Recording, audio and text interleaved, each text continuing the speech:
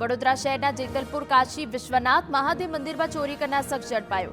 Crime બ્રાન્ચે શાને Azam ઉર્ફે પિચકો શમસુલ પઠાણની ધરપકડ કરી। પોલીસે સીસીટીવી અને હ્યુમન સોર્સિસના આધારે આરોપીને ઝડપી જેલ હવાલે કર્યો।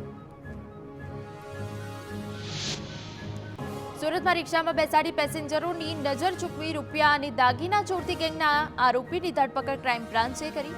આરોપી પોતાના 3 સાગરીતો સાથે રિક્ષામાં ચોરી કરવા જતો હતો। વરાછા કાપોદ્રા પૂર્ણા વિસ્તારોમાં ચોરીને અંજામ આપતો। સુરત ક્રાઇમ બ્રાન્ચ પોલીસે વડોદરાના ઇનામી આરોપીની ધરપકડ કરી। આરોપી હનુમંત મહાદેવ લીંભોરની મહારાષ્ટ્રથી ધરપકડ કરવામાં આવી। આરોપી વડોદરાના ટોપ 10 ઇનામી આરોપીમાં સામેલ હતો। તેની પર 10,000નું ઇનામ હતું। આરોપીએ બેંકના જામીનદાર તરીકે રહી બેંકમાંથી 20 લાખ રૂપિયાની લોન મેળવી હતી, જે લોન ભરપાઈ ન કરી હતી અને ફરાર થઈ ગયો હતો।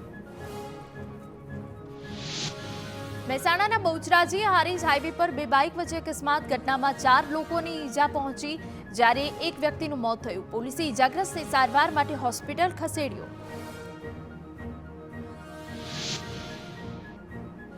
અમદાવાદના નારોલ વિસ્તારમાંથી ઝડપાયો બોગસ ડોક્ટર। ડિગ્રી વગર દવાખાનું ચલાવતા નઝીર ખાન પઠાણની ધરપકડ। દવાખાનામાંથી દુકાન ભાડે આપનાર વિરુદ્ધ પણ કાર્યવાહી।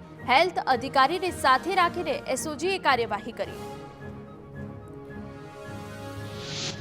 વલસાડના પારડી તાલુકાના નેશનલ હાઈવે 48 પર ટેમ્પામાં ભીષણ આગ લાગી। ટેમ્પા ચાલકનો બચાવ। પારડી ફાયર વિભાગે ટેમ્પાની આગ પર કાબુ મેળવ્યો। મુંબઈથી સુરત તરફ જઈ રહ્યો હતો ટેમ્પો। ગાંધીનગર ગિફ્ટ સિટીમાં ચોરીના 2 આરોપીની ધરપકડ। ફૂડ કોર્ટના ઉદ્ઘાટન સમયે પર્સની ચોરી। એટીએમ કાર્ડ અને પાસવર્ડ મળી આવ્યા અને એટીએમમાંથી રૂપિયા ઉપાડ્યા। 50,000 રૂપિયા અને 3 મોબાઈલ સાથે આરોપીની ધરપકડ।